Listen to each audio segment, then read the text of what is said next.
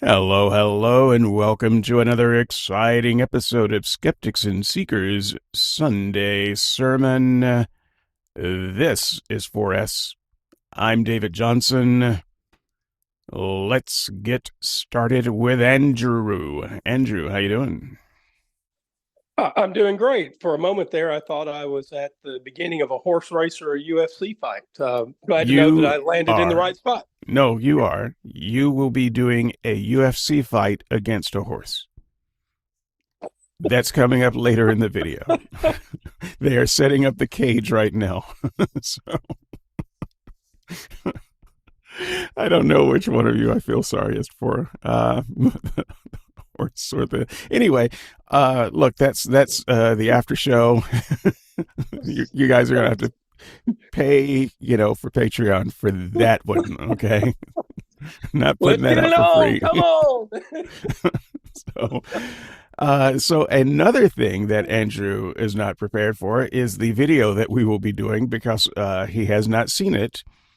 Um, I wanted this to come at him fresh. This is a 12-minute and 50-second video. What could possibly go wrong? This has got to be a short show, right? Okay, and who's in the video?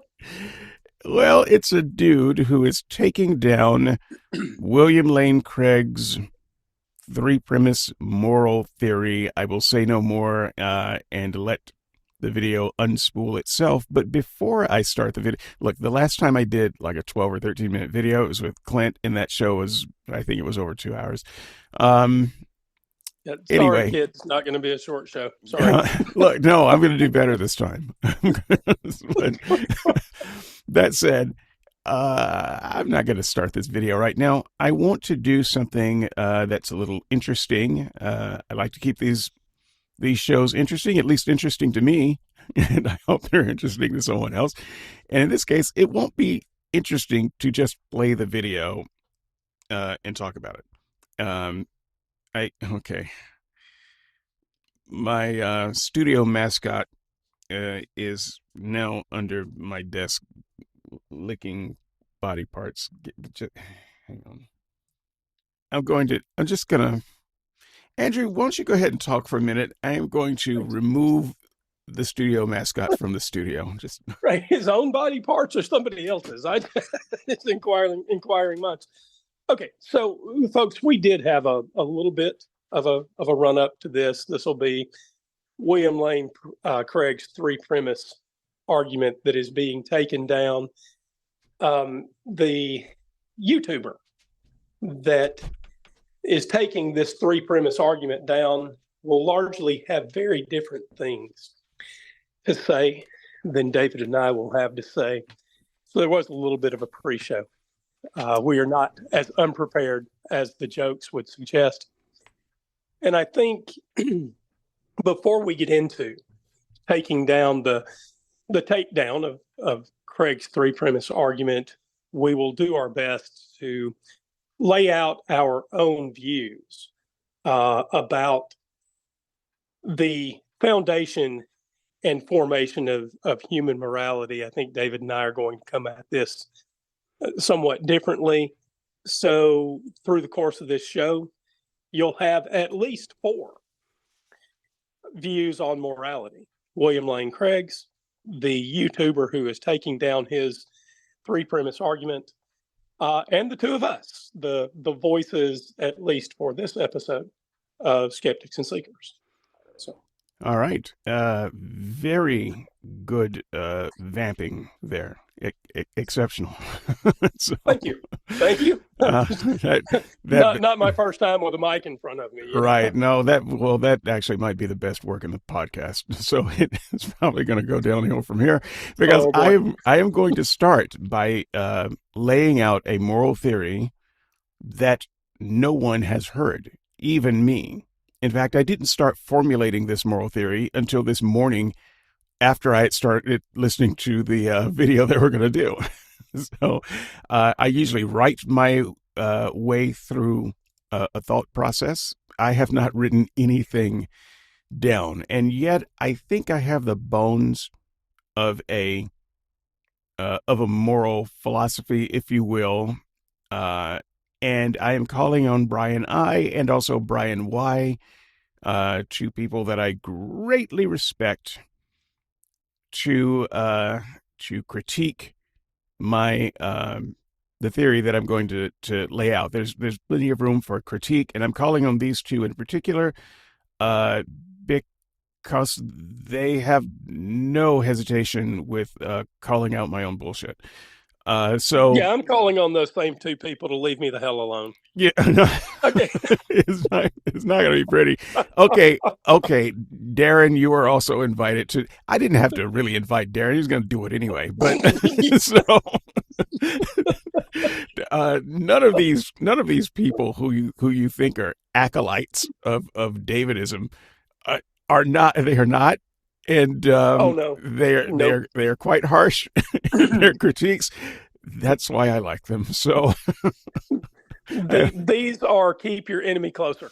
No, not really, but in the skeptical community, you do have to have thick skin. yeah, Skeptics, we sit around with our bows and arrows drawn, looking for an opportunity to shoot each other, and really what that looks like is we do want to make the most sound arguments, to have the highest quality discussions about the things that we care about, right. and morality is one of those things. And yeah, so if you walk in the room and you say, "I believe in objective moral facts," you can just guarantee that you have become the spear catcher for the next 3 hours. Yeah. By the way, I also call on Val and A66 to uh, jump in as well. Also, opinions that I respect very much. You know, and if I can call on one other thing, I just call on Christians to do the same. You need to have people in your inner circle who are not afraid to call your own bullshit out against you. And um, I don't think there's enough of that in Christianity. They're so busy trying to build solidarity that they're kind of afraid to call out things that they disagree with sometimes. And I know it's not all the time, and Christians do have public disagreements, but um, I think that sometimes there's not enough public disagreement among Christians because they're afraid that internet atheists are gonna jump on that and use it to discredit them, which we will, but that's irrelevant. It's utterly irrelevant. It doesn't matter. Your embarrassment doesn't matter. You should want to be corrected when you're wrong, and you shouldn't wait for some atheist to correct you. Christians, you ought to correct each other so that at the end of the day, you have better arguments. Um, Right. so, And uh, maybe you think that you have been correcting each other, right? Um, and so to that point, I'll just say 2,000 denominations or more in the United States. 2,000 denominations or more. So yes, room for cleaning that up and holding each other to a higher standard. right. I do. I mean, I do videos, not videos, podcast shorts almost every day. Uh, Usually at least 3 times a week, but uh, I mostly get 5 of them in, even if I have to do two in one day. I like doing the shorts.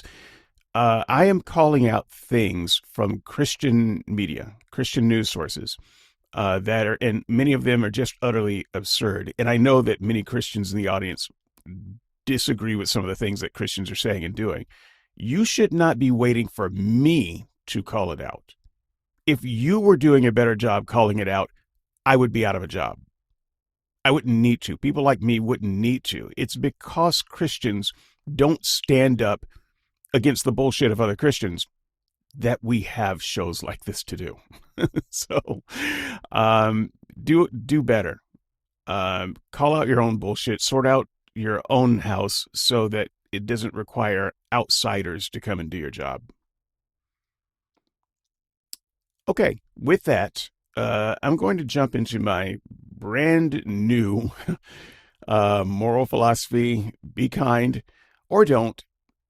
Jump in at skepticsandseekers.squarespace.com and otherwise shoot me an email, skepticsandseekers@gmail.com, if you want to be on the show to do a sermon with me or to uh, just talk about some things in general, like Kevin a couple of weeks ago. Man, what a great show that was. We'll have Kevin back. Don't worry about it. Just drop me a line. I will see it wherever you put it, and we'll get it scheduled. All right. So, moral philosophy. I'm going to call my moral philosophy moral naturalism. All right. So I know that there is moral realism, and I don't entirely know what that means. It's often been said of people that I've debated with that I am a moral realist. I'll take them at their word, but I don't I don't feel like I identify with that perfectly well. Uh, and so I have just invented my own moral theory that I am calling moral naturalism, and hopefully this will explain, uh, some of the things that some Christians have said I've left vague. That's fair enough criticism. I don't actually think you need a moral philosophy. So I'll start there. I don't think you need one. I don't think you need a moral foundation. I mean, you can if you want to, but I don't think it's necessary. I don't think you need a worldview. I don't think you need an overarching, you know, idea, understanding of all of reality to be a part of reality and do a good human job of that. I don't think any of that's necessary. That said, I am going to attempt to do this anyway so that I can better engage this topic. But before I do, Andrew, do you think that one needs a well thought out moral philosophy to be an ethical human being?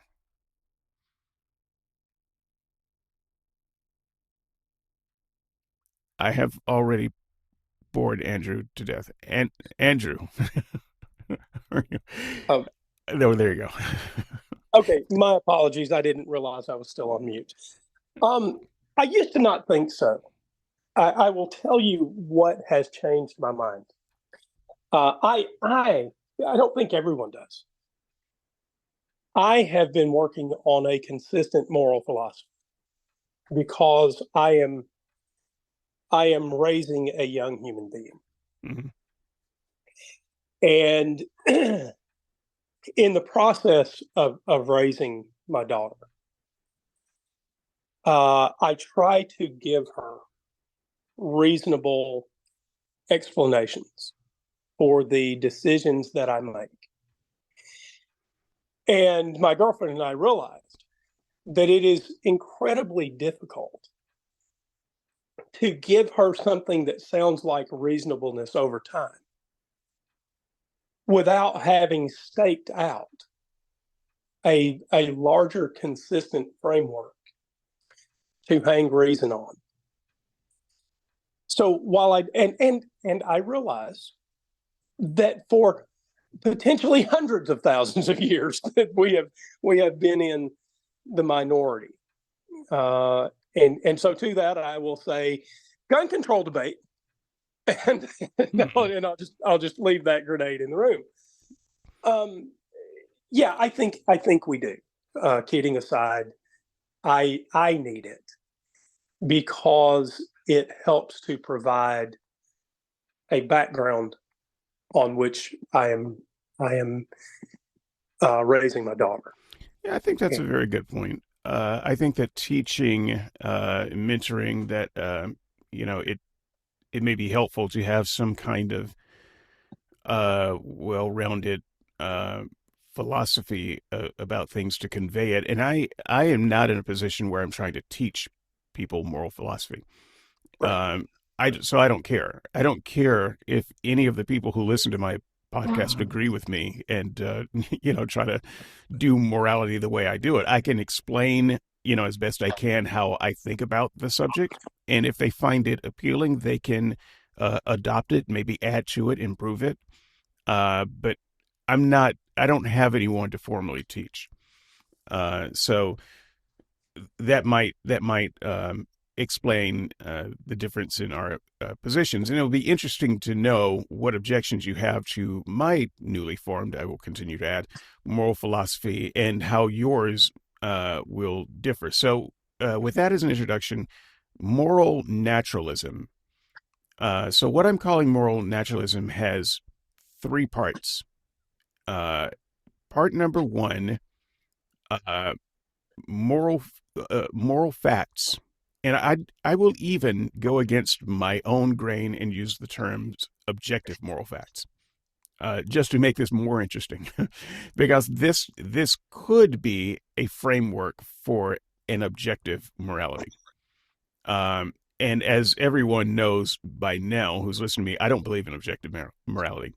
I still do not now, and yet I believe that this could be used as a framework for or a type of objective morality. So moral naturalism, three premises here, um, or these aren't premises yet, but just laying out the foundation. Three facts, three ideas. First, it depends on the type of creature who is in question at the time. So since we're talking about morality among humans, it depends on the type of being a human is. I will come back and provide examples, but that's the first part of this. You have to take into account the type of creature you're dealing with. Now, by my saying that, it should also be obvious that I think this could be applied to other creatures besides humans. But once again, I'm just focusing on humans right now. The second uh, uh, part is that it depends on the type of environment uh, that humans find themselves in. So if our environment was, all of space time, then objective moral facts would be very different than if we are calling our environment the planet Earth. And then only the inhabitable parts of the planet Earth. And so, we have to decide what kind of creature we are, what kind of environment uh, we are in as we exercise our creatureliness, and then finally, the type of objectives that are reasonable. There's a lot of work that the word reasonable is doing here, I know, but the type of objectives that one could reasonably have given the type of creature and type of environment that you're in. So those three things would make up moral naturalism. Now, let me provide an example of how this might apply. So, what kind of creature are humans? Well, I will just say, as a kind of a shorthand, we are social creatures. It takes two to procreate. We are the most basic functions of humanity require some type of sociability, some type of society and culture. And no matter how much of a loner you think you are or a hermit that you think you are, you still rely on an awful lot of people to live your life out in the woods. Okay, so it's um, we are at bottom social creatures. Now, some less so than others, some more so than others, but I think it's fair to say that we are social creatures, and therefore, the first thing that we can realize about moral naturalism is that it has to be based on social laws and not merely individual laws. Even our individuality is expressed in a social context. So social ethics have to play the bigger part of that. Now, what type of environment are we in? Well, we're in an environment that is currently, I think it's fair to say, currently overcrowded and getting more so. We are having a hard time making parts of the environment that are inhabitable habitable, and so we can't simply expand to the desert and hope to live. You need resources, water, food, livestock, there's certain environmental requirements, good air, uh, clean air, clean water, things like that. And so that's going to limit uh, what we can naturally do. We don't live in the clouds, for instance. We could not live in the clouds. There's no way to do that. And so none of your moral laws could insist or have anything to do with cloud living, right? It's just not possible under naturalism. And so that brings us to the third point. Well, what then would be a uh, reasonable goal given a social creature confined to planet Earth? Now, our environment could change, but that's what it is right now. So, what are reasonable goals? Well, one goal that would not be reasonable, for instance, would be uh, to uh, make half the population live in the clouds so that we could make more room on the planet. That's not a reasonable goal because that's not the kind of creature we are. That's not the kind of environment we're in. Even if you could say we could do it socially, you can't do it with our natural environment. So you can't have a goal like that. But you can have other goals that comport with the type of creature we are and the type of environment that we're in that makes up the natural laws and also the natural boundaries of us. Another thing that you could not do with our type of creature is say, you cannot ever have a lustful thought. That's not a goal, and therefore would not be a reasonable moral law, because we are the type of creatures who are motivated to do the type of thing that we are by lust. Lust is a factor in what motivates us to do the thing that allows us to procreate and continue. That is just who we are and what we are, and a part of the nature and environment that we are in. And so making laws that deny or go against the type of creature that you fundamentally are, even if you could get one person in that population to be able to do it, it would still be a bad law under moral naturalism, under my thoughts. I will save any further clarifications for questions and objections, but I will go ahead and stop there and say I think that's enough to get started uh, with moral naturalism, and I'll be able. I will be glad to go further if Andrew, you want to hear me talk about why I think that might be a foundation for objective moral values. I think it's going to be worth getting into. I'll say that for my part of this, there are some things where we agree. There are some places where I don't know if we disagree or not. I'll be interested to hash that out over the course of the next few minutes. But for me, the foundation of human morality is largely something like game theory. And excuse me, without getting in too much to what that is. We are social creatures. You and I completely agree on that point.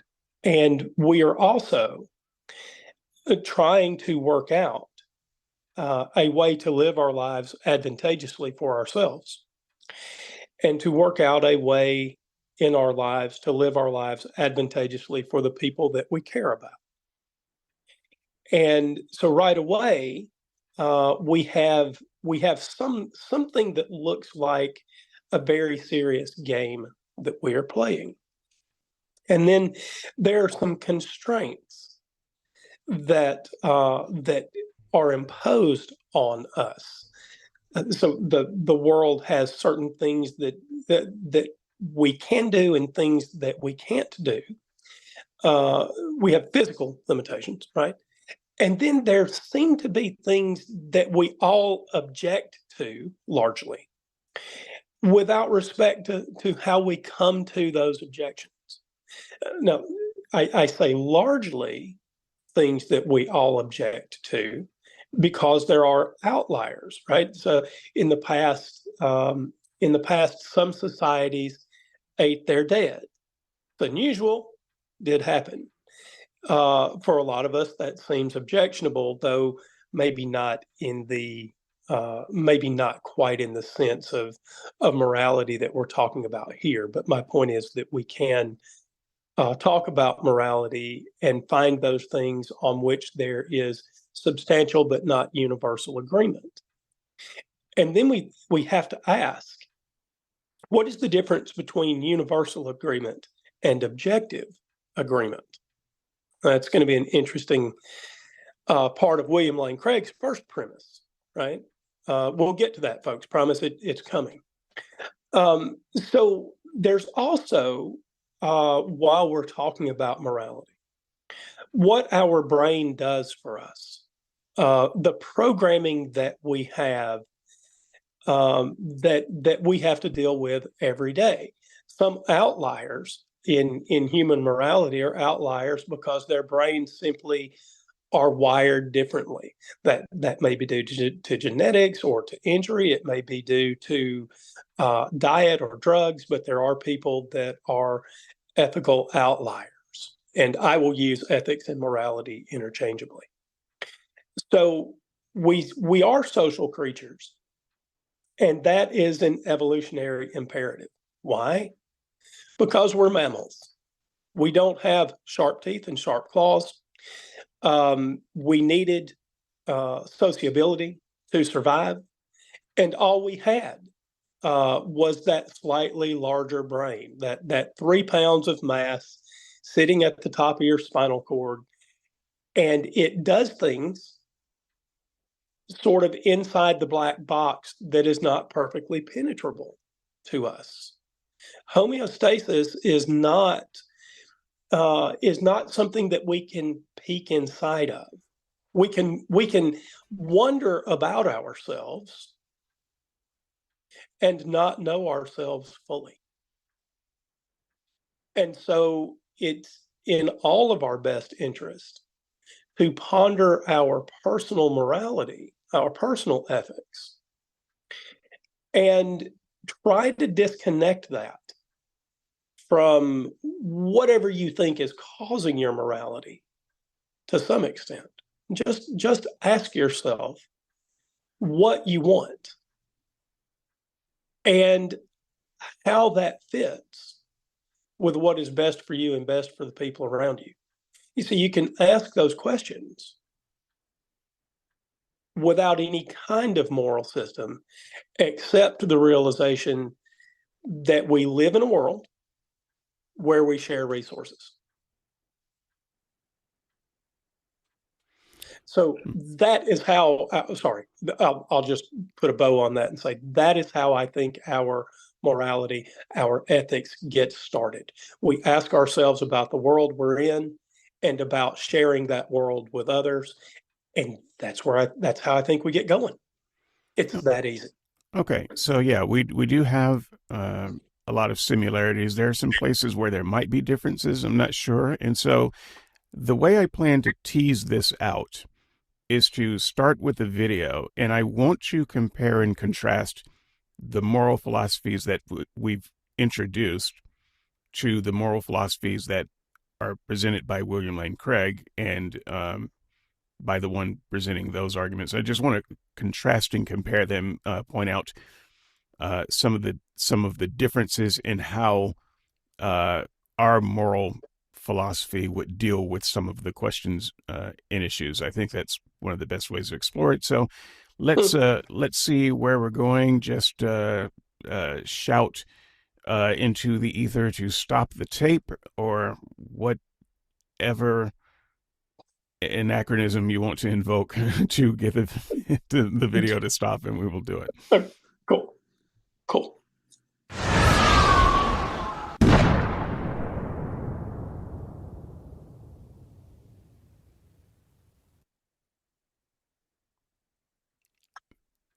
Sorry about this long introduction to the video. I didn't realize it was this much time. Perhaps the best known contemporary Okay, you see, that's how quickly we can do it. The Okay. volume of this is going to be a little bit low. When I get it into my DAW, assuming that everything is separated out, I should be able to boost the volume. It might be kind of noisy, but at least you'll be able to hear it. So let's give this a try. Of a moral argument, and indeed perhaps the best known Christian apologist of the modern day, is William Lane Craig. He offers a simple and straightforward deductive argument for God's existence based upon moral realism. Craig formulates his argument as follows. 1. If God does not exist, objective moral values and duties do not exist. 2. Objective moral values and duties do exist. 3. Therefore, God exists.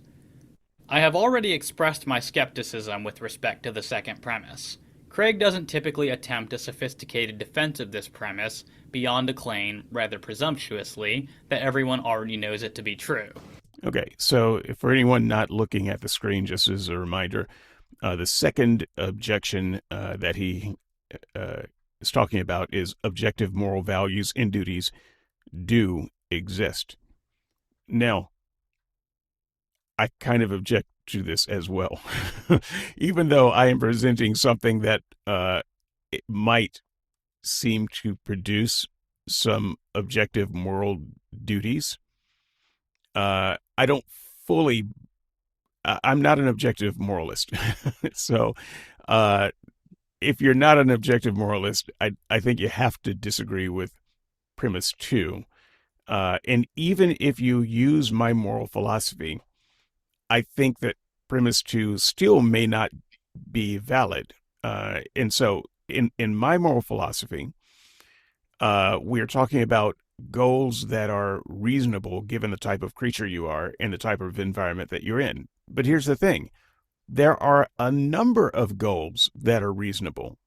It's not just one. And so there's no way to narrow it down, at least I think, to in this situation, you have an objective moral duty to do X. Because doing X might resolve one goal that's reasonable, but not doing X might resolve another goal that is also reasonable. And so that's why even under my system that might be pseudo-objective, I don't believe that there are objective moral values and duties because there are lots of goals that are reasonable, not just one.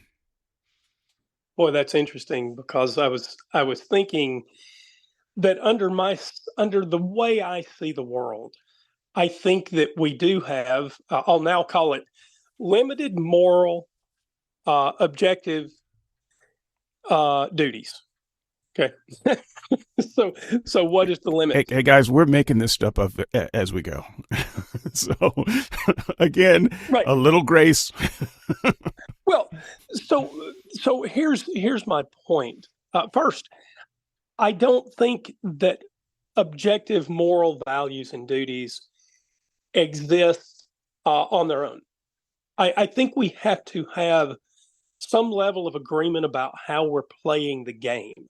Mm-hmm. So as for instance, checkers and chess can be played on exactly the same board, right? And you and I both love both games. Yep. And so we can play checkers and chess, and so by convention, you can say, okay, checkers pieces and chess pieces look different, right? But it's just a convention for human beings so that we can tell the pieces apart, right? If we had better memories and whatnot, we could just play we could play both games with just round pieces. And so if we didn't agree, if I thought that we were playing checkers and you thought we were playing chess, there would be moves you'd make that I would consider wholly illegal. And you would wonder why I was always moving diagonally, right?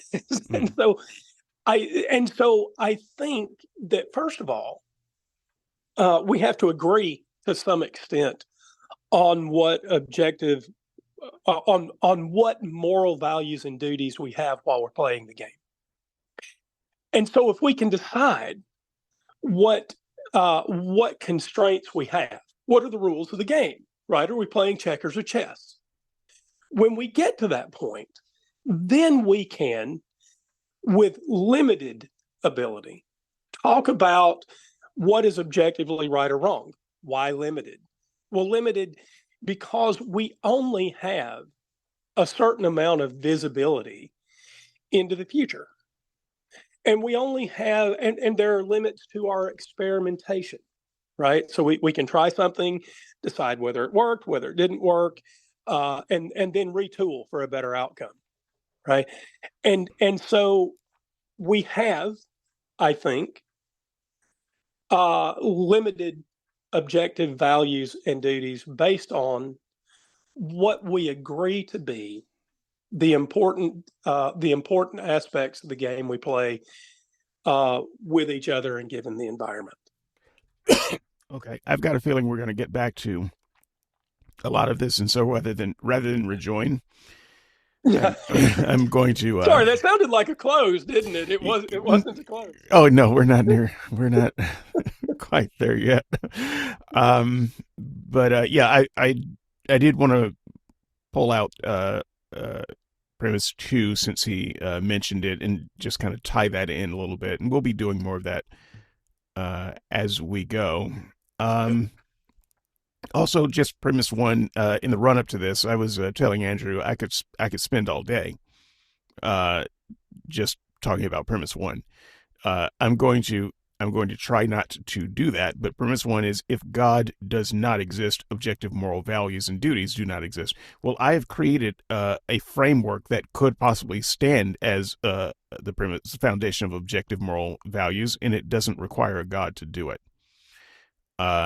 And so I think on its face, he is simply wrong about that, and you have to dig into how he's defining, objective moral values. But I know that the one doing the video is going to get into that as well. But I think it's almost trivially easy to deny premise one, and what you have to do for William Lane Craig, and there are reasons why he won't do it, is say that if God does not if God does not exist, then God-based objective moral values and duties do not exist. Right? Right. That would be a thing that is true, but that is not what he is saying, and so he is denying the possibility of any other basis of objective moral values. And once again, I think that's pretty trivially easy to show is wrong. Yeah, I deny premise one. I partially affirm premise two, and premise three. The conclusion's utter nonsense. And I think the audience now knows how I get to where I am for the rest of the show. We are people, we are social people, and we share an environment. That's enough to get on with. All right, that's okay. As we move forward, we're going to create some tension between us so that we can break out in a knife fight. I'm looking forward to that. Yeah, me too. Me too. I got my grenade ready, because I'm the kind of guy who brings a grenade to a knife fight, because I suck at knives. Yes, he is. Man, there's just too. Look, you just got to press play. We got to move on, man. But the problem is that objective values do exist, and deep down we all know it. In any case, what reason is there for thinking there are objective moral values? There must be a good argument for this. After all, there are no objective aesthetic values, quite plausibly, so Dr. Craig must give us an argument for saying there are objective moral ones. What is the argument? Well, it was striking, so I wrote it down. He said, there are objective moral values because deep down we know there are. That's it. That's the argument. Now, that may pass for an argument in Talbot Theological College. It may indeed pass for an argument in the White House. But but this is Cambridge, and it doesn't pass for an argument here. Okay. I thought that was a particularly well played line. And it points out one of the problems with Craig's argument here is he just declares it by fiat that there are objective moral facts and we all know it. The "and we all know it" just stands as the thing that demonstrates his claim. That has always seemed like a very weak vessel to contain his argument, and so this is just being pulled out here. Let me see if I can steelman Craig for a second. Just tell me what you think of this. So maybe Craig is being a little hyperbolic when he says we all know it. In the same way that you and I might say, we know all atheists don't believe in a God or whatever, right? And in some cosmic oatmeal cookie sense, it might not be true, right? And maybe the example's bad, but work with the idea rather than the example. There are plenty of things where we can say something like, I know everybody thinks this, when in fact we know everybody doesn't. But what we're saying is reasonable people know this kind of thing. It largely stands on its own because it is so well accepted. And the people that don't accept it are outliers, and their reason for not accepting it might well be spurious.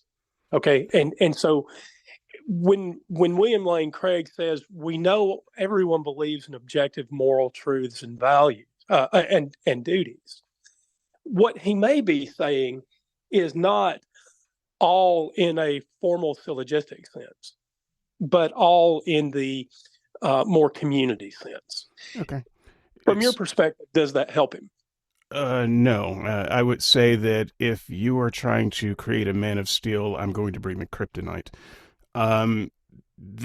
It works if you're talking about a couple of guys discussing morality in a bar.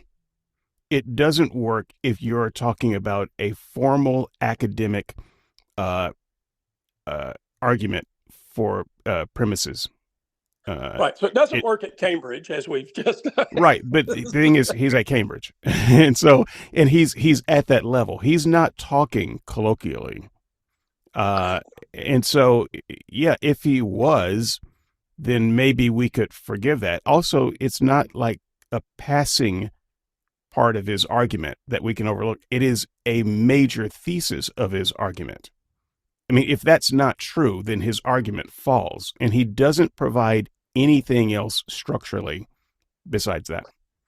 Okay, so I actually agree, but I think it's worth trying to give him better credit, right? Because in order to get at the hardest part of his arguments, we need to give him the most credit we can. The problem for me is I don't know what he means by deep down. Okay, now I know everybody's shouting. Everybody's shouting, like, what do you mean you don't know what he means by deep down? Well, I'm not sure that when we're talking about ethics, there's something deeper down. There's a way we make decisions, and I don't know that there are a lot of levels to how we make decisions. Now, if he means deep down when we think about it, well, that's not what I mean when I say deep down. I think largely when people say deep down, they're talking about some sort of emotional response. And the reason I mention every bit of this is this. If what we mean by deep down is an emotional response, then it's hard to see how emotion can be a binder for objective moral values and duties, right? Because emotions are a terrible way to reach conclusions. Right. And they're also terribly inconsistent from person to person. Right. And so, using a term that I use on the board a lot, what triggers my ick factor may not trigger your ick factor. We can't use the things that make us feel icky as a foundation for moral reality. Yeah, man, I just do not know why you have all those pictures of toes. That's creepy. Okay, look, they're missing toes, though. Okay. I should have left that alone. You honestly should have. I really feel like this is mostly your fault at this point. But it is. So my problem really is that I think that you're right, that this deep down everybody knows thing is the heart of the problem. And when we try to figure out what he means by deep down, I've heard him say that kind of thing before, and we don't get there without his appeal to another agent making you feel some way, right? This is that sort of Right. Holy Spirit or God or To whatever. demonstrate further why this is a bad argument coming from a man who is very well regarded, very knowledgeable, very smart. Uh, our makeshift moral philosophies don't require anything like that. Now, I might be wrong about that, but if you tested my moral naturalism, it is not based on what everybody thinks about something. It's in practice, it's based on what we can learn uh, about things, what we can learn about our nature, what we can learn about our environment, and what is ultimately true and either freeing or limiting by nature itself. And so someone could attempt to come up with some kind of moral fact, and I could test that fact under my structure, and it is not based on what everybody knows to be true. And so it just doesn't play any part of that. Yeah, I agree. We both have some aspect of how does what we think work against the world we're in, right? Right. That sort of experimentation. Dare I say, oh boy. Okay, here goes the grenade. Here, will you hold this pen? It's going to get ugly from here. I thought you had a knife. You said this was a knife fight. Hey, well, I don't know. There's a box full of stuff over here. I have no idea what's coming out of the box. Okay, so there's this reproducibility, mm-hmm. and boy, that gets to be an ugly word deep down in this conversation. Sorry, this is not fully resistible. This idea that we should be able to reproduce our decisions and be able to evaluate them and that sort of thing doesn't appear to be built into the Christian system. Yeah. So let's pick up here. This gets good.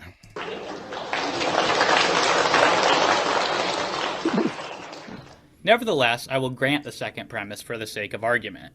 But what reason is there to think that the first premise is true? Viewers need to understand how strong of a claim Craig is really making.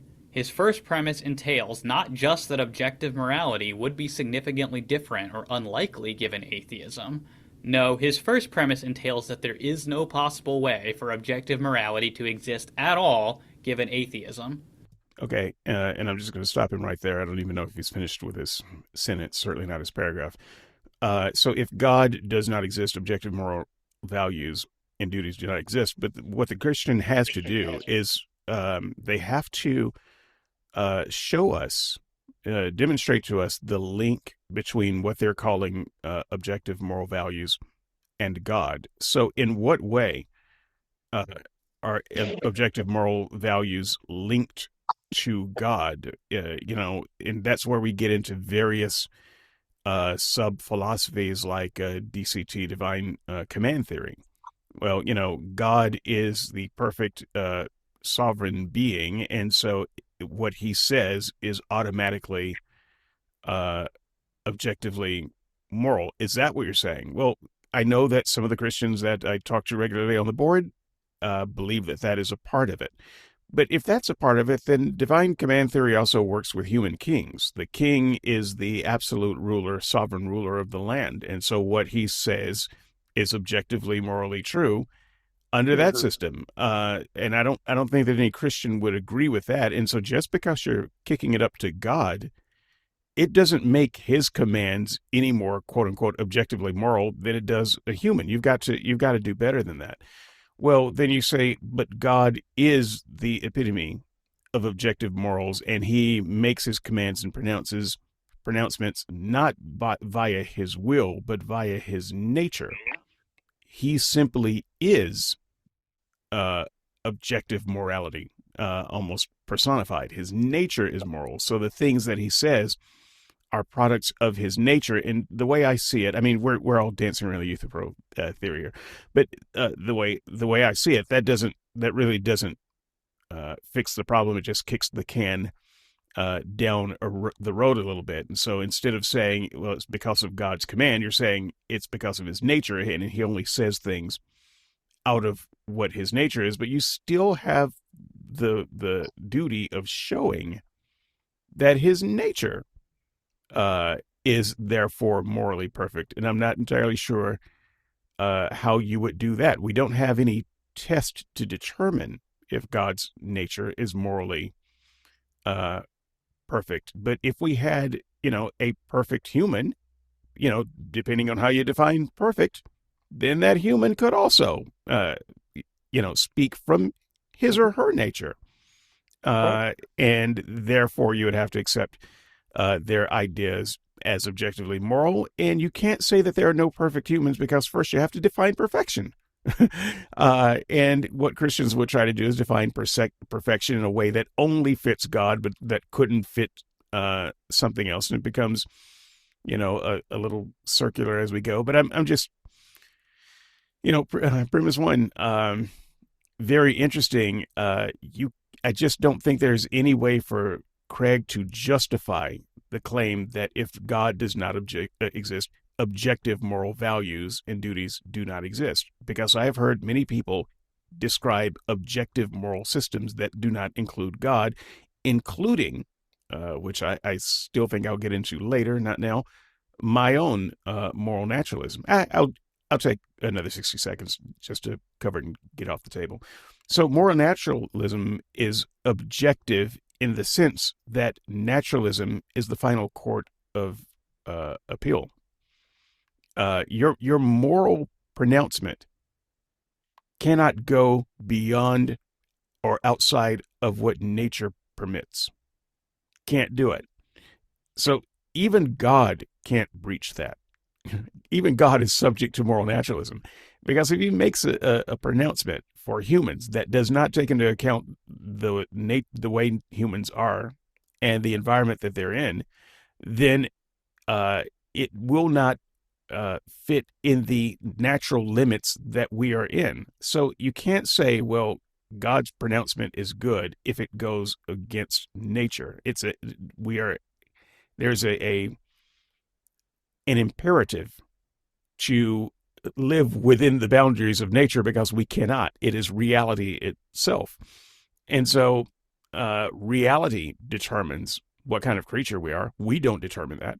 Reality determines what kind of environment we're in. We don't determine that. And reality determines whether your goal is reasonable or not. I don't have to determine it.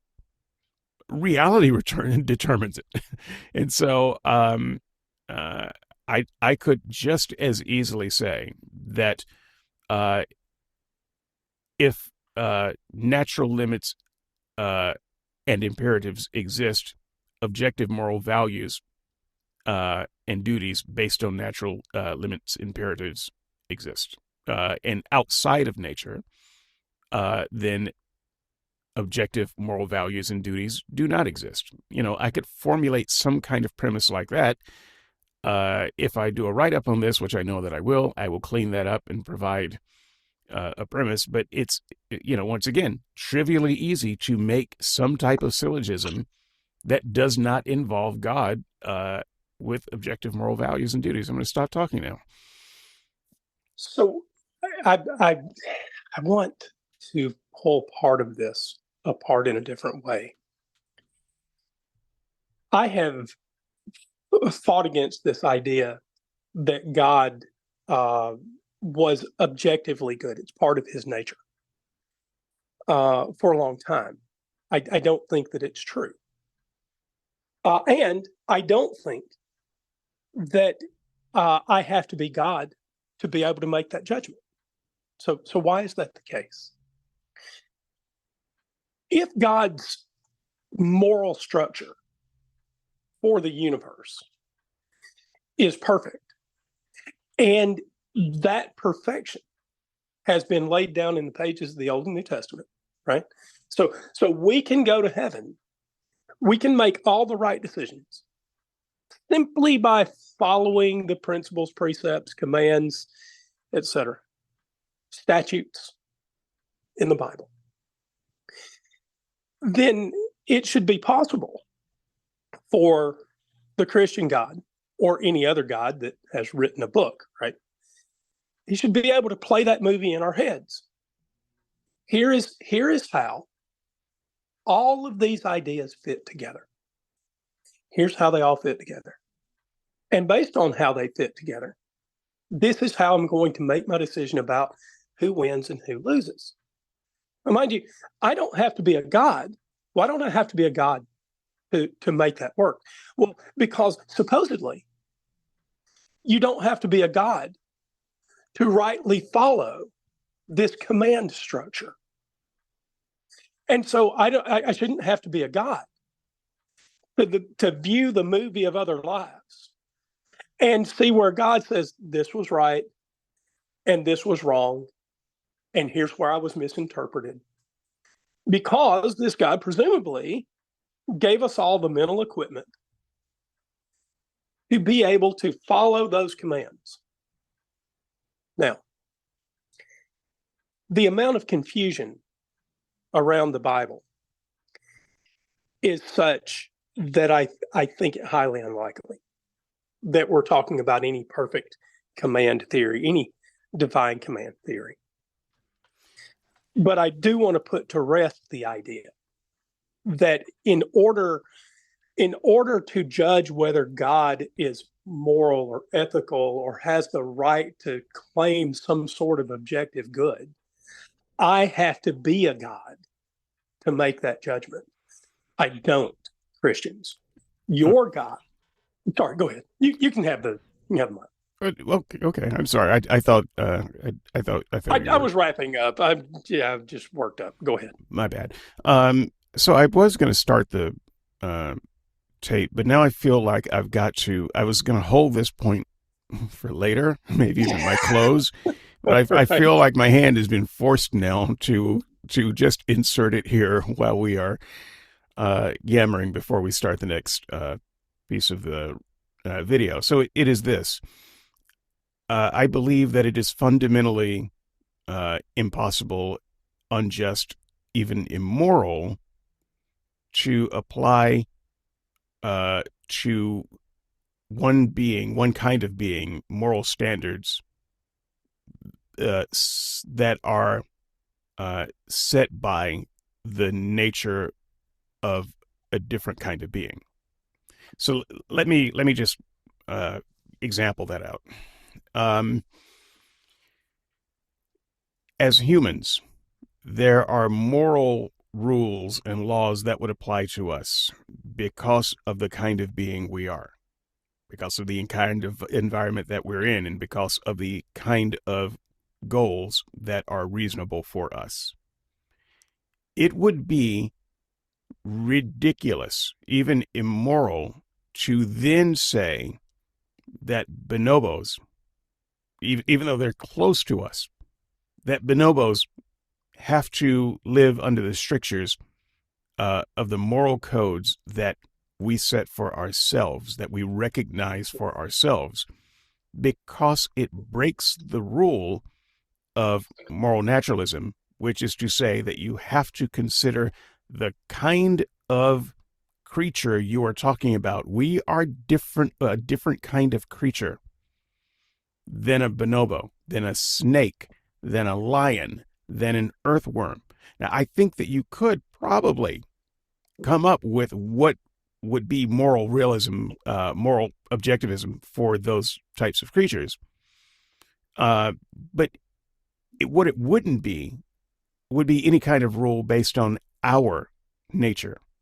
So in the same way, it does absolutely no good to say that there are moral rules that are based on God's nature, because to apply that to us would be to name us gods, that we share the same nature. It's not enough to say we share a part of the nature. We have less common with God than bonobos have with us.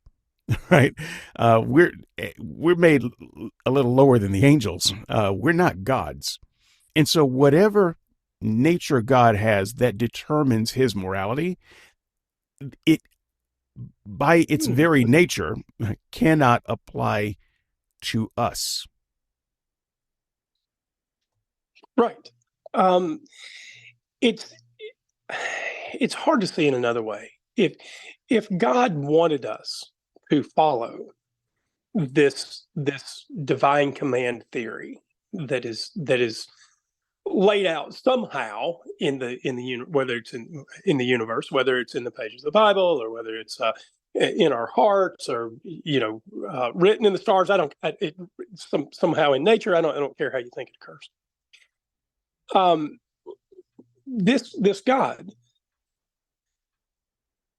seems to it seems that it should have been possible for this God to make it easier for us to, Matthew Taylor would say, suss out, right? More of what it was about, right? There's a lot of scrambling around to try to figure out the natural rules, or what's in our hearts, or what's in the pages of the Bible, or all of them, and sort of figure out how they all align. Surely without making us gods, this God could have gotten us closer to being able to work this stuff out. And if he can't, why can't he, or she, or it? It doesn't seem to be the case that this is the most perfect world possible, especially not if that God controls what is possible. Right. So again, instead of hitting the button, I'm just going to flesh out another part of my moral philosophy that someone might look at and find a fault with. So I'll try to close this loophole as well. I'm not rejoining after this. I won't say another word until the next section. Yeah. Tell me, does your moral philosophy prohibit you from changing your mind? Oh no. Right. So just curious. Nope. I have said so far that we shouldn't be, using the moral, objective moral facts of one type of creature to impose it on another type of creature. But what about humans and humans? Well, I would say that we still can subdivide down to types of creature, even as humans. So a fairly trivial example of this would be an adult, even a parent, and a 2-year-old or a 1-year-old toddler. When are they not toddlers? Anyway, 1-year-old toddler. When they stop toddling. Okay. If this does not apply, just understand that I don't know anything about babies. So 1-year-old toddler. These are not the same types of creature. I know they're both human, but they're not the same type of human. Because you're talking about one that is physically and hopefully mentally developed pretty much fully, and who has great investment in society and so forth, versus a human being who has very little physical and mental development and has no investment in responsible societal action. And so if a human, for instance, is on an airplane and is frustrated and just starts yelling at the top of their lungs for the entire trip, that is not, in fact, a permissible social behavior. And then they, let's say, further out of frustration, they piss and shit their pants, to just punctuate how upset they are over the circumstances. This is not behavior befitting an adult. it's absolutely behavior fitting to a 1-year-old toddler. And so where people on the plane might be frustrated, they're not they're not suggesting that the toddler is showing some kind of moral failure because of that. And we can take that example further. We don't have to talk about adults and babies. We could talk about free people and people in prison, where you have maybe the same nature, but you definitely have different environments. And so different moral realities exist in those different environments. And it is somewhat rich, I think, for people who are not prisoners to say what is absolutely objectively moral for people who are in prison. You cannot know. And we can pretend like the moral rules that apply outside should apply inside, but you're talking about two different environments. And so again, you're trying to impose the morality of one type of person on the morality of another type of person. We could also do slaves and free people. We can talk about wealthy robber barons and serfs. We can do this all day. But in order to, so as a result, I think it is practically impossible for all humans to share an equal objective moral value and values and duties. I don't think that's possible, and that breaks the various premises of moral naturalism that I have. So I wanted to put that out there. I won't rejoin. We'll get on to the next section. See, this is where you should just break your word and rejoin, because I need to have this some on the spot testing of this. So don't worry. Okay. All right. Well, so after you have thought about your objection, you can just go ahead and break in with it. Here we go. In defense of this premise, Craig writes, "If God does not exist, then what is the foundation for moral values? More particularly, what is the basis for the value of human beings? If God does not exist, then it is difficult to see any reason to think that human beings are special or that their morality is objectively valid." But this is no defense of the first premise. This is just a question being posed to the atheist. Even if the atheist has no answer whatsoever to this question, it could merely remain an unanswered question. This would provide no grounds at all for concluding that only theism could explain moral facts. Moreover, notice how Craig has merely presupposed that moral facts need a basis. He does not attempt to justify that assumption at all. He just assumes that God would be able to explain the existence of moral facts. But he makes no attempt to explain how God is supposed to do this. So Craig does not even touch my first and second challenges, nor does he justify the first premise. Yes. Okay, so there's something that we talked about in the run-up that I think is really, really worth teasing apart right here. And that is, what do you mean by the word objective?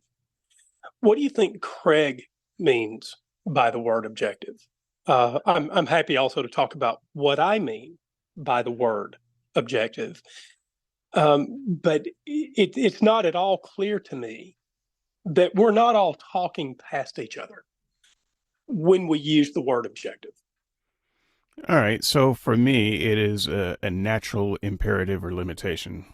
That's what's objective. And I use natural and reality interchangeably. So what is really real is objectively really real. And there's, it's kind of a tautology. And so if you're talking about objective moral values, then you're talking about those values that you have that are either required or limitations of the reality that you live in. So I am in a place where I think objective is hard to tease out. I might be convinced about the universality of something, a moral value or a moral duty. But when I think about objective in the sense that I understand human beings, I'm probably more talking about the sort of programming in our brains that constrains our decision making. And that's it, it's not just the programming in our brains, it's the society around us, it's the amount of education that we have that sort of instinctually drives us to make certain kinds of decisions over other kinds of decisions. And so I'm not sure that in the case of William Lane Craig's argument, I'm not sure that I even agree that the word objective is the right word to put in either premise. Well, yeah, So I've got a I, real problem I with do. objectivity. Obviously, I do too, because I'm not an objective moralist. And even though my philosophy can be used as a basis of objectivity, if someone wanted to do that, my philosophy is broad enough to suggest nothing is objective, because reality, nature, doesn't force us to do very many things. You know, you're not gonna break nature if you don't save your spouse in a burning building. Nature doesn't give a damn. Nature will continue to be what it is. And so you can say, well, that's a natural imperative. Well, I would agree that depending on your goals, uh, it's it fits just fine with my moral philosophy. But you might also have the goal of making sure that your child has a father and is Mhm. not orphaned. And you know that if you go in that building, the chance of your child being orphaned is extremely high. And if you don't go in and just accept the loss of your spouse, then that child is going to have a father. Both actions are objective moral facts, right? They're under my philosophy, they're both extremely natural. Nature doesn't break no matter which thing you do. Nature doesn't limit you to make one choice or the other. They have, you can have goals that are, reasonable based on the type of creature you are and the environment that you're in. And I could throw in the circumstances you happen to be in. And so there is nothing about my philosophy that would require you to do one action or the other. So the following thing that I'm about to say, I realize that some listeners are going to be sharp enough to say, right, but Andrew, you're just arguing from outcome, and that is probably flawed. But it very much seems to me that even if the Christian is right, that there are objective moral values and duties that are prescriptive for human beings. If we cannot know what those things are with a really high degree of clarity, not when we're sitting in our study carols, right? But when we're out making the decision in the moment.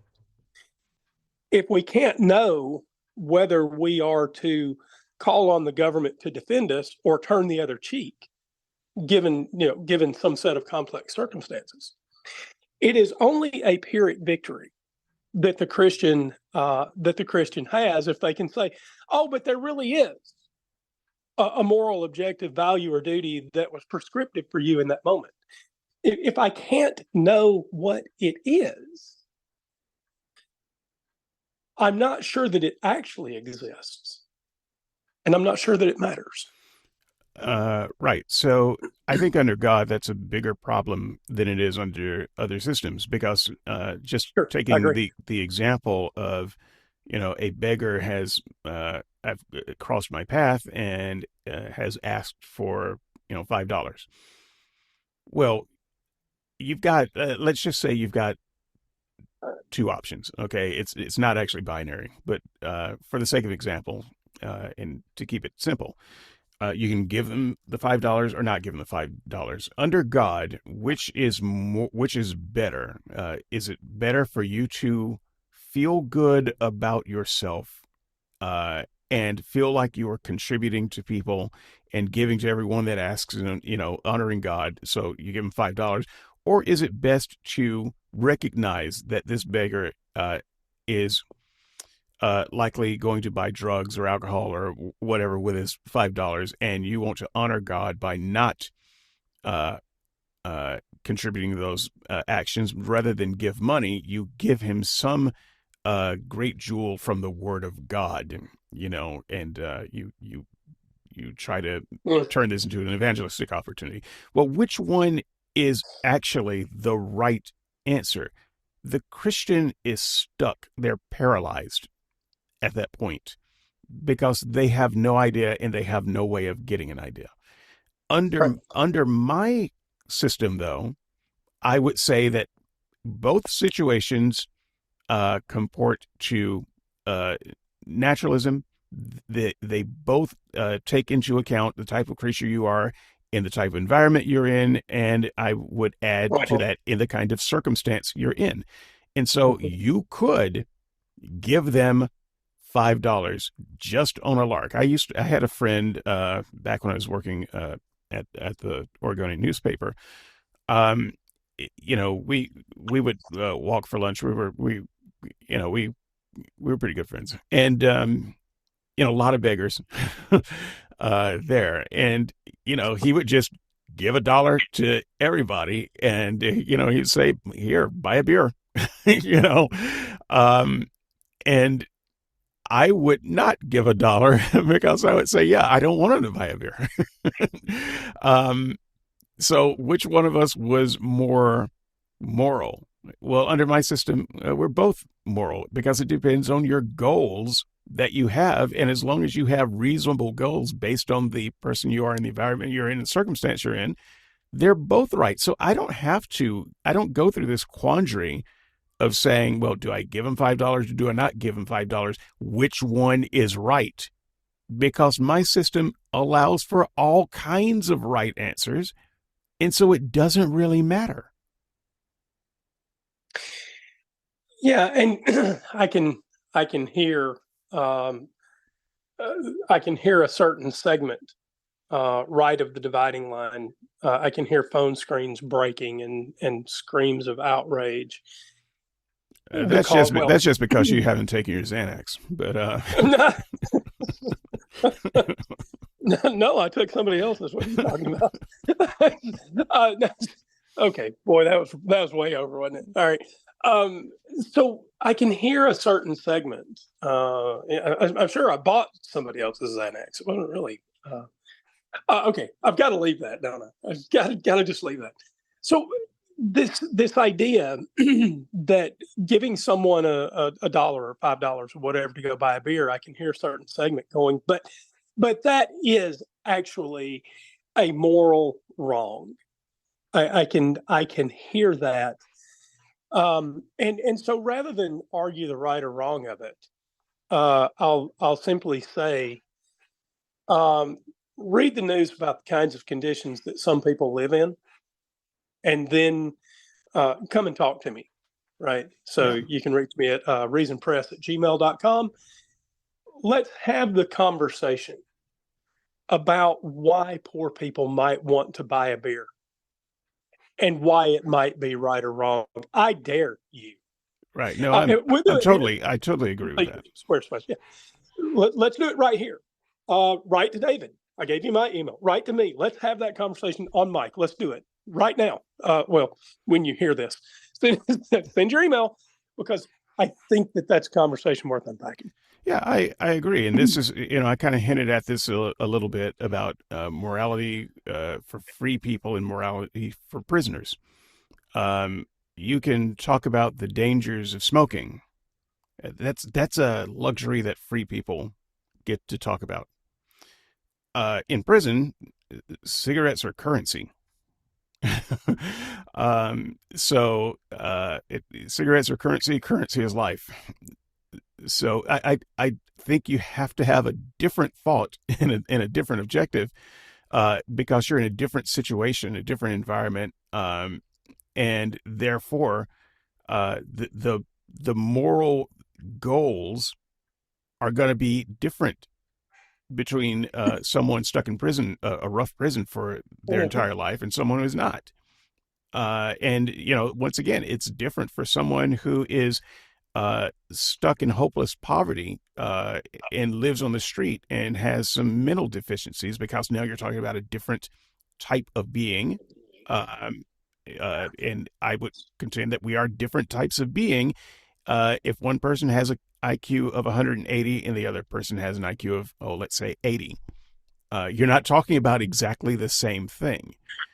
So yeah, in some of the cases where people are just miserable and can never get enough money to do something that's not miserable, maybe you take pity on them and you give them a beer, because that would just make them happy.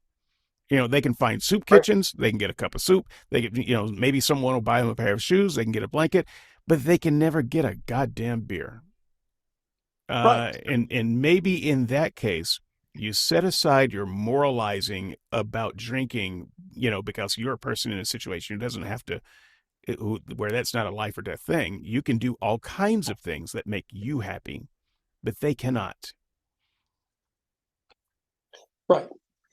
Look, I used to be one of those people, right? One of those people who would have said that giving a beggar $5 to go buy a beer was objectively wrong. And I had a moral duty not to do that. But since then, I have realized through a lot of watching the people around me what those people are going through. We have a tent city right now that is slowly developing, not far from where I live. And are we concerned about it? Of course we are. Are we wondering how we're going to handle the problem? Absolutely we are. The neighborhoods that surround this area, it's a big conversation. But then diving a little deeper, ask yourself, what would drive people to have to live in a tent city? And the answer is not that they want to. That's not the answer. Okay, I think we're about a quarter through this video, this 12-minute video. Let's And I've got about 30 minutes left. all right, let's see what we can do here. Let's see if we can at least reach half. Of his argument. Okay. As Wielenberg points out, this response reveals an assumption that underlies much of Craig's criticism of non-theistic approaches to moral realism. Objective morality requires a foundation external to itself. However, there is simply no good reason to accept this assumption. Craig believes quite strongly that if God does not exist, then humans are just like animals. He says, On the atheistic view, human beings are just accidental byproducts of nature, which have evolved relatively recently on an infinitesimal speck of dust called the planet Earth, lost somewhere in a hostile and mindless universe in which are doomed to perish individually and collectively in a relatively short time. Okay, just real quick, which part of that are you saying is not true? and which part of it matters to the conversation we're trying to have? So, just putting that out there. On atheism, I can't see any reason to think that human well-being is objectively good, any more than insect well-being or dog well-being or monkey well-being. On a naturalistic view, moral values are just the byproduct of biological evolution and social conditioning. Now these are the only sorts of defense. Again, which part of that are you disagreeing with? So, Look, they're so. Keep going. yeah, we're gonna keep going. I'm mostly asking the audience this. I know this is a hot button thing, and neither one of us have time to tease this out. So comment skepticsandseekers.squarespace.com, log in your Discuss account and discuss away. Which Craig gives of the first premise of his argument. And it's difficult to see how Craig is not merely begging the question with statements like this. He asserts that given atheism, nothing is really wrong. But that is the very point of contention. That is the premise of his argument which he needs to support. As James Fodor laments, uncharacteristically, Craig does not provide any clear or coherent argument in favor of his crucial premise that moral facts cannot be grounded outside of God. Raphael Lattister is even harsher, saying, Craig continues to doubt that objective morality could exist without God, failing to rule out the possibility, while also failing to demonstrate that objective morality would certainly exist with God. Craig will sometimes quote prominent atheists such as Richard Dawkins, Bertrand Russell, Michael Ruse, or Friedrich Nietzsche, who have thought that moral facts do not exist because they believe that God does not exist. Richard Dawkins' assessment of human worth may be depressing, but why, on atheism, is he mistaken when he says there is at bottom no design, no purpose, no evil, no good, nothing but pointless indifference? We are machines for propagating DNA. It is every living object's sole reason for being. Michael Ruse, a noted philosopher of science, explains, the position of the modern evolutionist is that morality is a biological adaptation, no less than our hands and feet and teeth. Considered as a rationally justifiable set of claims about an objective something, ethics is illusory. I appreciate that when somebody says, love thy neighbor as thyself, they think they are referring above and beyond themselves. Nevertheless, such reference is truly without foundation. Morality is just an aid to survival and reproduction, and any deeper meaning is illusory. As the Russian writer Fyodor Dostoevsky rightly said, if there is no immortality, then all things are permitted. Now, as I said, this is a conclusion which is accepted by a great many atheist philosophers, such as Nietzsche, Russell, and Sartre. Though the conclusion is a painful one, these thinkers believe that honesty compels them to face it squarely. But Craig clearly has no problem disagreeing with these atheists on a great many other things. So why has he suddenly chosen to treat their opinions as so authoritative in this case? As Walter Sinnott Armstrong points out, why should we believe that objective moral values depend on God? Because Russell, Ruse, and Nietzsche say so? But their claims are denied by many philosophers, atheists as well as theists. Even Russell and Ruse themselves denied these claims at other times in their careers, so Craig needs a reason to believe some authorities rather than others. Elsewhere, Sinnott Armstrong says, theists often cite our old foe, if God is dead, everything is permitted. But why believe this? Just because Nietzsche or Ivan Karamazov said so? Theists think that Nietzsche and Ivan are wrong about almost everything else, so why agree with them on this point? Atheists do not have to agree with everything that other atheists say. But not only is the first premise of Craig's argument unjustified, it is almost certainly false. There are dozens of proposed non-theistic accounts of morality on offer, but Craig never does any of the heavy lifting to show that they are all impossible. If even one non-theistic account of moral realism is even possible, then the first premise of his argument is refuted. Okay, we're way over halfway now. About 2/3. I just wanted to give you an opportunity to comment on any of that. I left it silent. I knew that he was going to cover it. I think he covers it pretty well here. But did you have anything else to add before he moves on? I do. There's some subtlety in what Richard Dawkins said that I think is probably worth us chatting about.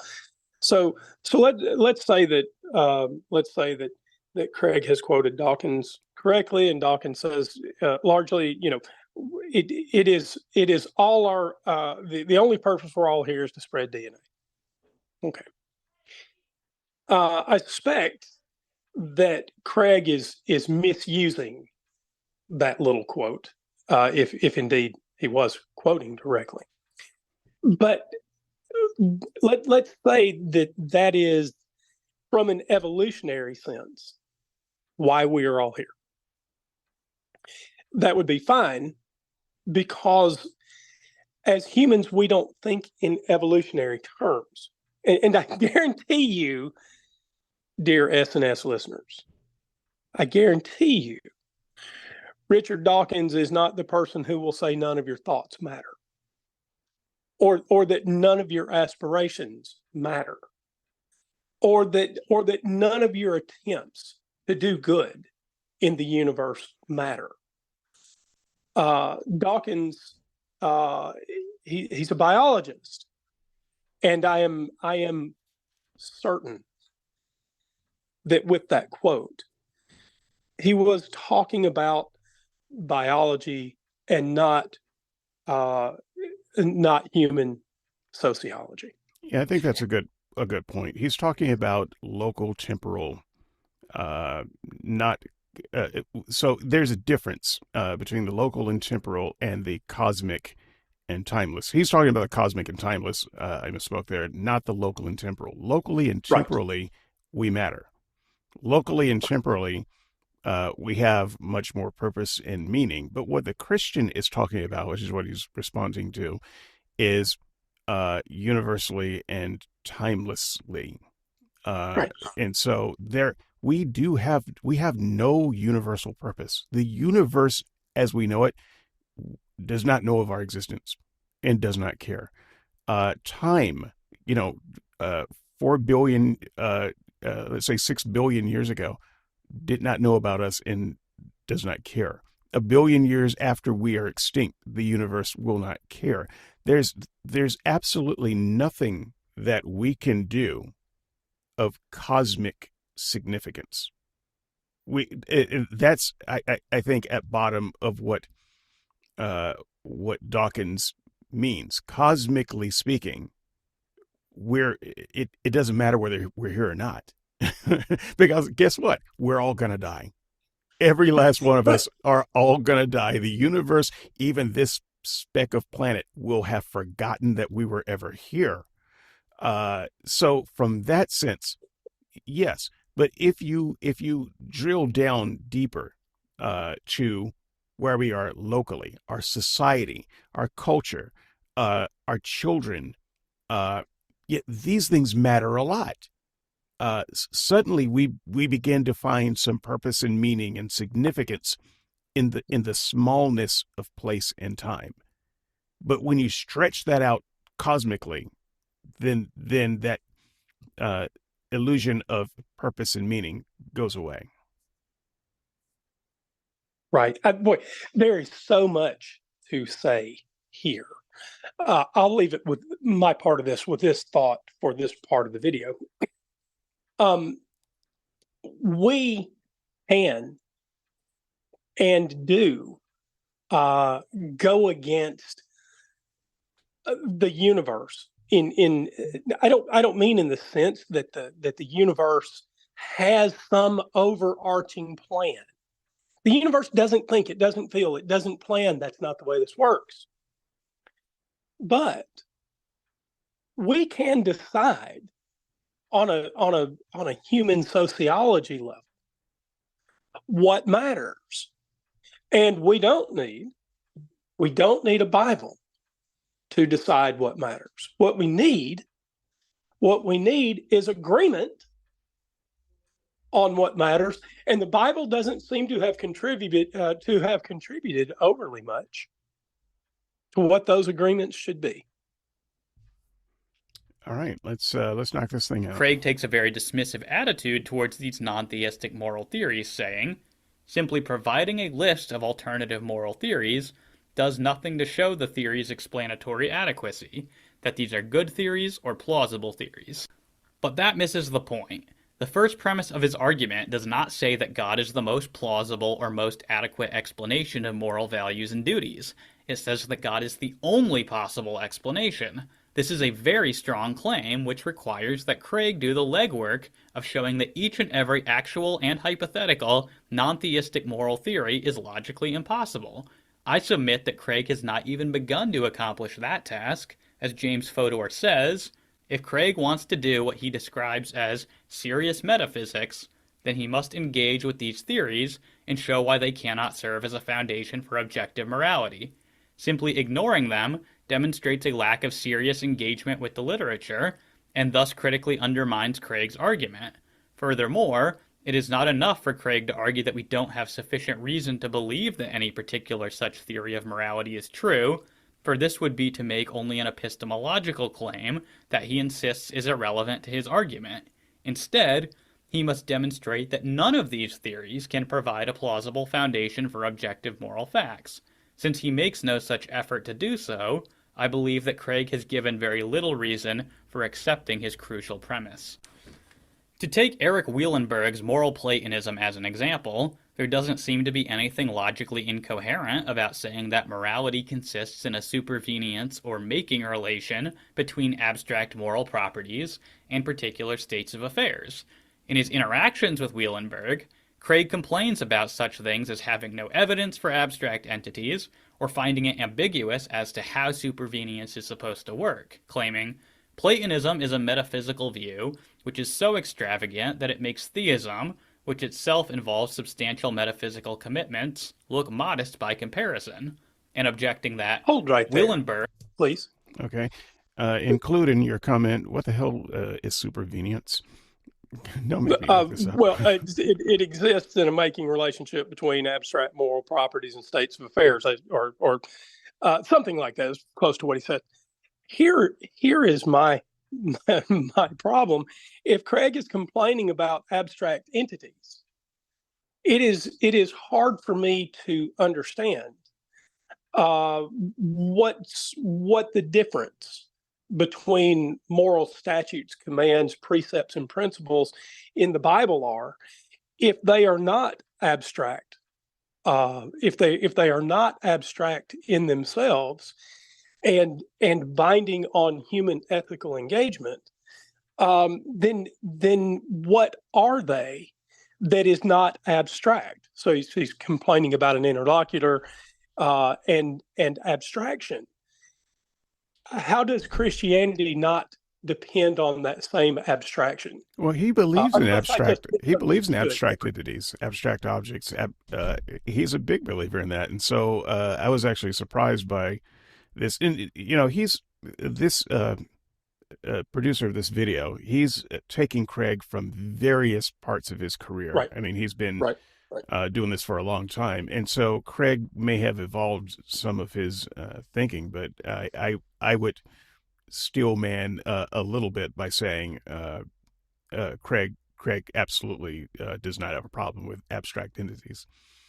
Right. So, by the way, listeners, if you heard that differently than I did, I will make the commitment to never do this.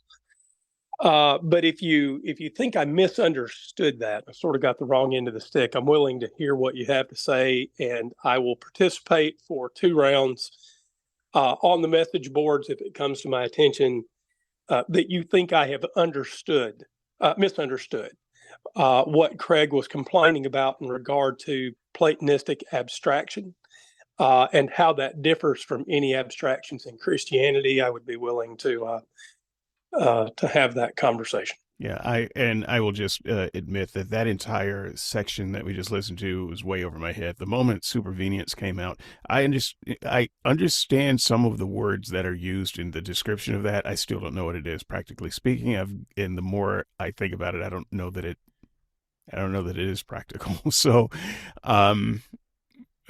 yeah. So if anyone who wants to geek out on this deep philosophy, please do so. I will read your comments. I will not engage. imputes to physical objects causal powers that are mysterious and completely unknown to contemporary physics.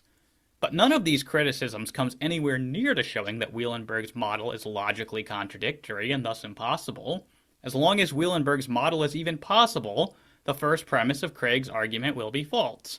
If it is possible for atheism to have objective moral values and duties, then it is false to claim that if God does not exist, then objective moral values and duties do not exist. And here we come to the real problem with Craig's first premise. There is only one way to make this first premise work, and that is to define morality in terms of God. If the first premise were modified to say, if God does not exist, then God-given moral values and duties do not exist, the premise would be necessarily true. But while such a move would render the first premise justified, it would do so at the cost of making the argument patently question-begging. As Raphael Ladister points out, I also think that a more evidentially justified form of the first premise would read, if God does not exist, God-given morality does not exist. This altered first premise seems rather obvious and insignificant, while also rendering the argument logically invalid. If the second premise were similarly altered as to make the argument logically valid once more, Craig's hope of procuring evidence to justify his second premise vanishes. Rather than needing to complete the already difficult task of providing the evidence for objective morality, Craig would need to prove the existence of God-given morality, when it is not even known that God exists. That God exists. I put your socks in it. Say thank you. Thank you. And your stuff from the girls. Did they have fun? Yes, they did. Good. Thank you for letting her come play. Yeah. Bye, Emma. Can you say bye? Yeah. Okay. Listen, I'm almost done with this podcast. And then we're gonna. Yeah, you're literally within the last probably minute of this thing. Is the conclusion of the argument, after all. It will be quite the challenge for Craig to proceed without resorting to tautological or circular reasoning. It looks as though Craig's version of the moral argument will only succeed at the cost of becoming a circular argument, and that alone should provide the apologist with sufficient reason to avoid it. Craig's moral argument fails all four of the challenges which I have put forth for a moral argument. Okay, and that is the video. So let's just close this out by closing it out. You first this time. Okay. So I thought that the last bit of the video was by far the best bit of this, right? I think the objections raised against this first premise, that was worth listening to. I don't get to morality the way William Lane Craig does, and I don't know how to get to morality the way Craig gets there. He has some small voice, he thinks, inside him that gives him a moral compass. I can't say that it's impossible that he does. I don't have that voice. And because I don't, Craig's ethics cannot be binding on me. We're not playing the same ethical game. Craig is playing a game composed entirely of diagonal moves. And I am not. Back to the chess and checkers analogy, folks, in case that went over some of you. Craig has a lot of work to do to get me to a place that there is a God who imposes objective moral values and duties. Because you see, even if there is a God, and even if that God has the capacity to do a lot of what William Lane Craig says, that God made me a free moral agent. So what could it possibly mean, dear Christians, for a God to make tremendous numbers of free moral agents and then try to impose some specific system of values on them? It seems like the kind of self-defeating nonsense that I should reject unless this small voice comes and starts whispering in my ear about the things that I should and should not do. I don't have that voice. And so for me personally, William Lane Craig's first premise fails catastrophically. Okay, I'm just going to recap a thought that I mentioned earlier, excuse me, which is that God is one type of being. The Christian formulation of God is one type of being, and we're a different type of being. And so I would also add that perfection seems to be out of reach of our type of being. Perfection, once again, as Christians formulate it. I would actually formulate it very differently. But just using the Christian formulations as far as I understand them, their God is a different type of being, and perfection is out of reach for us. And so, under moral naturalism, it creates a scenario where morality based on God is simply impossible. It breaks the rules of naturalism because God is this perfect being who then applies his perfection to our moral requirements. But we can never reach it because we are not gods and we are not perfect. So it is as nonsensical as us providing or imposing human morality on earthworms. It is simply ridiculous and impossible. And at some point, the Christian must realize that. But of course, they have to employ more magical answers to fix this problem. They have to say, well, but when we were first created, we were a different kind of being. It was possible, because this wasn't a sin-filled environment that we could live up to that standard. And yet we chose to do so. And when you ask Christians, so are you saying that if God had chosen some different beings, that they could have run the gauntlet and not sinned in the garden? And usually their answer is, well, no. Okay, then, so it's out of reach for us.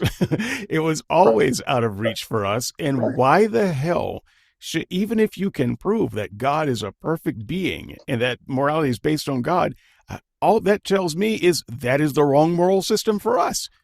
Because unless we can be that perfect being, then that moral system wasn't meant for us. It wasn't meant for the kind of creature we are. And so the Christian has to invent even more magic by saying, yes, but Jesus came down to break down the barrier between humans and non-humans. And so even though we can't reach perfection of our own, we get dressed in Jesus' clothes of perfection. And that, you see, you have to just keep compounding more magic on top of magic on top of magic.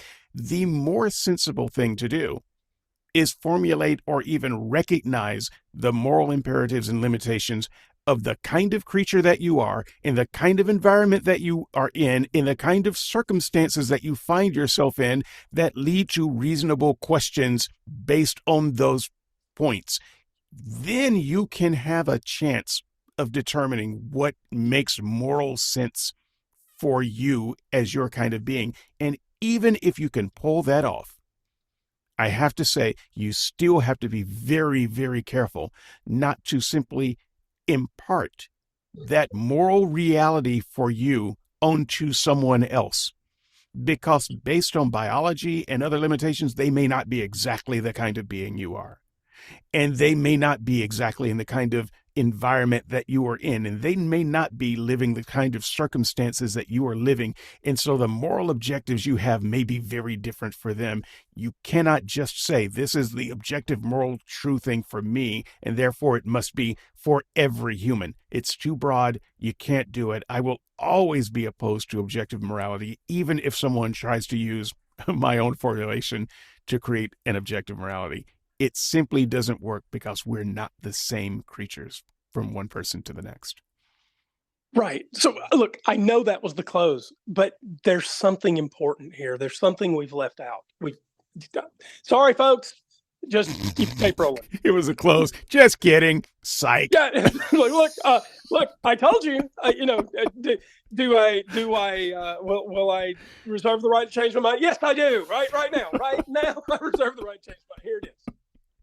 None of this, none of what we talked about today, not one word of what you heard from William Lane Craig is why he believes in the God he believes in. Not why he believes. You just think about that. not why he believes. Dave, why does Craig believe? Because the little birdie told him the truth about God. It's really, he presents the moral argument as a strong argument for God. He does not consider it a strong argument for God personally. That's not what brought him to God. It's not what would keep him in God, even if someone disproved the moral argument, as I think we have done. Even if that happens, pretty done. Yep. he would still believe in God because the Holy Spirit. His real argument is the sensus divinitatis, which has been covered on this channel pretty thoroughly. I think that's his real argument. That's what he really believes. This is God talking to him and giving him uncontrovertible proof. Remember a moment ago, folks, when I said the only way William Lane Craig's first premise could work for me is if I had the same small voice speaking in my head. And by the way, the small voice that speaks inside William Lane Craig's head, there's no guarantee about William Lane Craig's decisions being the decisions that you would make as a Christian. So let's just say right now that you agree with William Lane Craig and there are moral values and duties that are prescriptive for you because there is a God. You get there with him. None of that got you to actual agreement over what those actual values and actual duties are.